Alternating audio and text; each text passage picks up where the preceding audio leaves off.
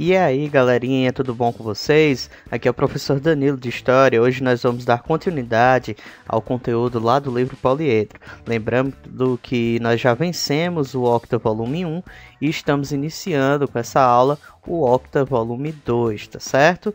Também gostaria de lembrar que essa aula é lá da frente 1.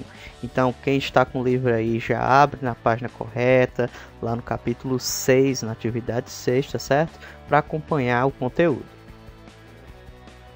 Pessoal, o capítulo 6 da frente 1 ele vai se dedicar a caracterizar a chamada administração colonial portuguesa. A partir de 1530, pessoal, ou seja, 30 anos depois do Brasil ter sido descoberto, é que de fato começou a colonização brasileira feita por Portugal. O país, chamado então de Reino ou Estado do Brasil, hoje tem essa época reconhecida como Brasil Colônia ou apenas como Colônia Brasileira. A administração colonial brasileira foi feita pelos portugueses e compreendia um período lá do século XVI até o começo do século XIX, com a sua independência. A necessidade da colonização, pessoal, tinha a ver com as necessidades econômicas de Portugal de fato. Eles precisavam encontrar ouro e prata, além de descobrir qualquer outra forma de ganhar dinheiro em cima do Brasil, já que o comércio que realizavam no Oriente andava bastante capenga.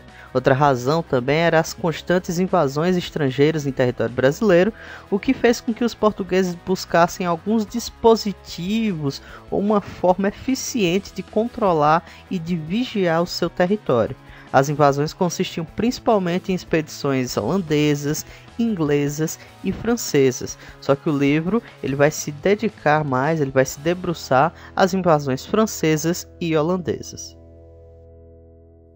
A primeira estratégia utilizada para a colonização do Brasil vai ser as chamadas capitanias hereditárias impostas pelo rei Dom João III, que implementou esse sistema em 1534. Isso diante de uma experiência que já havia vivido lá no continente africano. O território total do Brasil, bem, pelo menos naquela época, o que era reconhecido como território do Brasil, foi dividido em 15 partes, com linhas paralelas ao Círculo do Equador. A divisão dos quinhentões ou dos quinhões era feita desde o litoral até o meridiano de Tordesilhas, e cada parte era doada a um capitão donatário. Eles possuíam direitos e deveres que estavam dispostos em documentos como a Carta de Doação e o Foral. A maioria desses capitães era de funcionários civis ou militares ou fidalgos. No caso, a coroa portuguesa cedia essas terras para eles, mas todo o investimento, todos os gastos deveria ser despendido por esses capitães donatários. Entre os direitos previstos lá pela Carta de Doação, teríamos a hereditariedade, que basicamente as terras poderiam ser passadas de pai para filho, como herança, a administração local, ou seja, toda a justiça, a organização de impostos, das atividades comerciais e agrícolas seriam geridas pelo capitão donatário, doação de sesmarias, ou seja, o capitão donatário poderia ceder menores pedaços de terra para outras pessoas, aprofundamento da colonização, então eles tinham a responsabilidade, no caso aqui é um dever deles, de colonizar a área, de gastar do próprio dinheiro para a construção de fortes, fortificações, portos e etc. Tinham a responsabilidade de promover o controle e a escravidão de indígenas e a exploração livre das minas que foram encontradas. Esses direitos, pessoal, é importante a gente destacar o seguinte: eles existiam de uma maneira que buscavam atrair donatários para essas terras, já que o investimento nas capitanias seria exclusivamente deles, como eu já deixei claro. Tudo isso porque foi criado na época uma estrutura que Portugal não teria condições de sustentar com os próprios recursos. Então o governo, o Estado português se ausentava de qualquer custo sobre o processo de colonização aqui na região. Para começar, muitos donatários não tinham a capacidade ou interesse de investir nas capitanias.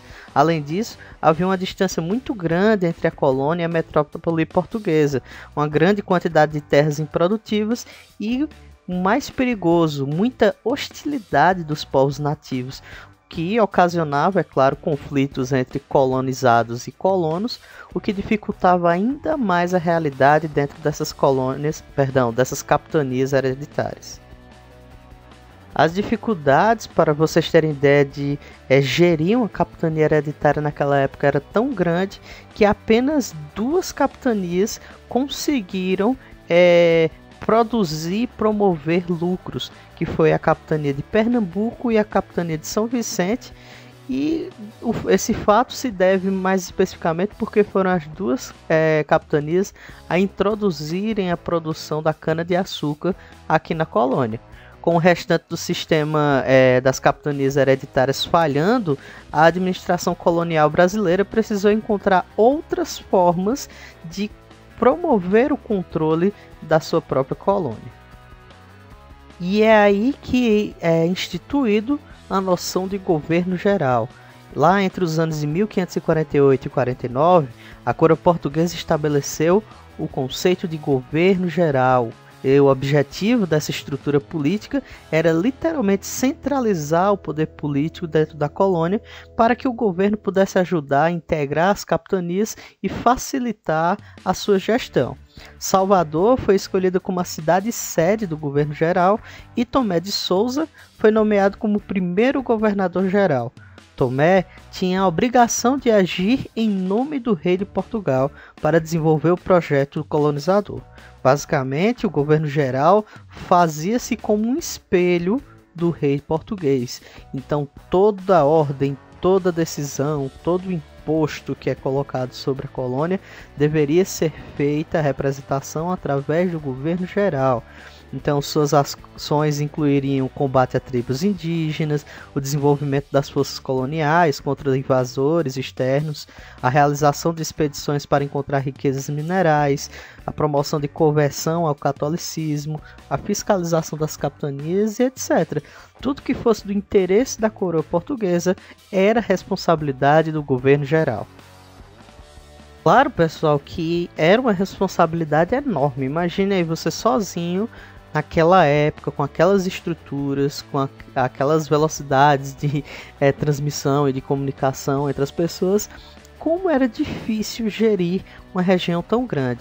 Então, para ajudar o governador, foram criados alguns cargos que auxiliariam o trabalho de administração política, econômica e militar da colônia, como os cargos de capitão-mor, ouvidor-mor e provedor-mor. Esses funcionários basicamente eram homens ricos, proprietários de terras ao longo da região, juízes ou homens de confiança no geral. Além deles, a instituição da Igreja Católica teve um papel importantíssimo aqui dentro do processo de colonização e controle social dos indígenas. Havia muitos caminhos a serem tomados pela Igreja para a difusão dos ideais católicos aqui no Brasil, e a evangelização dos índios foi o caminho tomado por eles. Mas é claro que, além disso, o clero também era responsável pela educação dos colonos dali em diante. Então a igreja foi muito mais do que simplesmente uma angariadora de fiéis aqui entre as populações indígenas, mas também, através dos ensinamentos religiosos, foi responsável pelos primórdios da educação dentro da colônia brasileira. Ainda sobre o governo geral, pessoal, é importante a gente destacar que esse sistema ele ficou em voga, ou seja, ele funcionou até a vinda da família real ao Brasil em 1808. Então, basicamente, foram quase 300 anos de uma mesma estrutura política dentro do Brasil colonial. A capital continuou sendo, durante todo esse período, Salvador, na Bahia, até que em 1763 foi transferida para o Rio de Janeiro em relação ao desenvolvimento da economia mineradora que se desenvolvia lá no centro-oeste do Brasil. E durante o tempo em que a administração colonial brasileira ficou ativa de fato, agindo como um braço, como uma extensão das ordens do rei além-mar, o governo enfrentou algumas dificuldades, como foram as invasões holandesas em 1630, os conflitos e revoltas de diversas camadas sociais da colônia, como foi a Inconfidência Mineira lá em 1789. Também viu florescer e entrar em derrocada o ciclo do ouro lá no século XVIII, a atividade dos bandeirantes e a expansão territorial para o interior da colônia, perdão. Então, o governo geral e a administração do governo geral acabou pegando épocas e fatos bastante distintos para se entender o período colonial brasileiro. E um último tópico, pessoal, é importante também destacar, é o poder local, como o poder político desses governos gerais se fazia valer nas vilas, nas fortificações. Na prática, a partir de 1550, a administração das cidades e vilas ficou na mão das chamadas câmaras municipais, que eram órgãos administrativos formados por 3 ou 4 vereadores, 2 juízes, um procurador, um escrivão e um tesoureiro, eleitos pelos chamados homens bons. Além disso, contavam com alguns funcionários nomeados, conhecidos como os oficiais da Câmara. Cabia aos membros da Câmara elaborar as leis e fiscalizar o seu cumprimento, assim como nomear juízes, arrecadar impostos e cuidar do patrimônio público, além do abastecimento e da regulamentação das profissões e do comércio. Então, basicamente, as câmaras municipais, eles atuavam de uma maneira mais específica, mais local, em cima das necessidades das pequenas vilas e vilarejos. Como foi falado anteriormente, pessoal, durante o governo geral, foram vários os acontecimentos políticos, internos e externos que foram vividos pelo Brasil colônia. Um desses fatos que ocorreram e que o livro traz para vocês aí nesse capítulo são as chamadas invasões estrangeiras. O primeiro processo de invasão que o livro vai nos demonstrar serão os invasores franceses, que basicamente invadiram o Brasil em 2 ocasiões, inclusive dominando regiões e estabelecendo suas colônias aqui.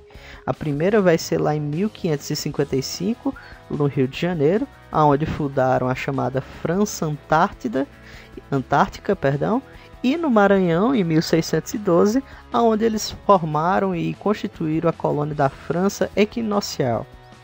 Um dos motivos das invasões foi o fato de que o Tratado de Tordesilhas, assinado entre Portugal e Espanha, literalmente excluía toda e qualquer outra nação, como era o caso da Holanda, o caso da França e o caso da Inglaterra.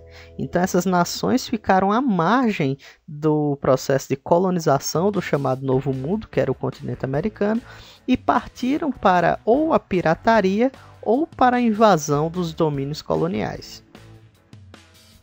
Nos aprofundando um pouco sobre o processo de invasão dos franceses, a primeira invasão da França vai ser comandada lá por Villegaignon e se estabeleceram na chamada Baía da Guanabara, como já foi falado, em 1555, onde formaram a dita França Antártica.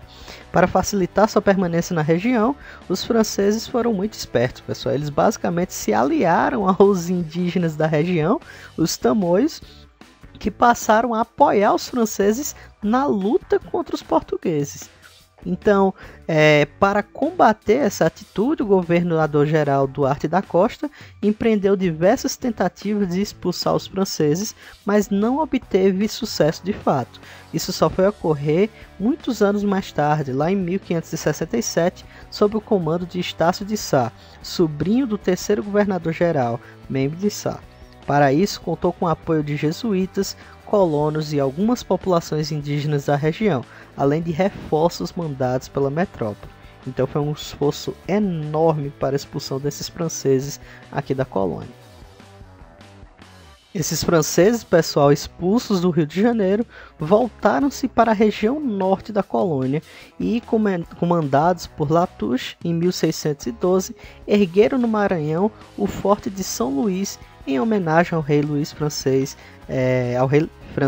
Luís XIII, e fundaram ali a França Equinocial. Foram expulsos 3 anos depois apenas, graças a uma aliança entre lusos e espanhóis com o apoio dos índios Tremembés. Já os holandeses, galerinha, eles invadiram e ocuparam o território também em 2 ocasiões distintas.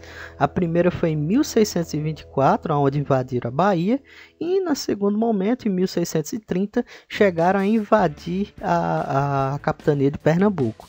A Holanda, na época, ela era dominada pela Espanha e lutava por sua independência.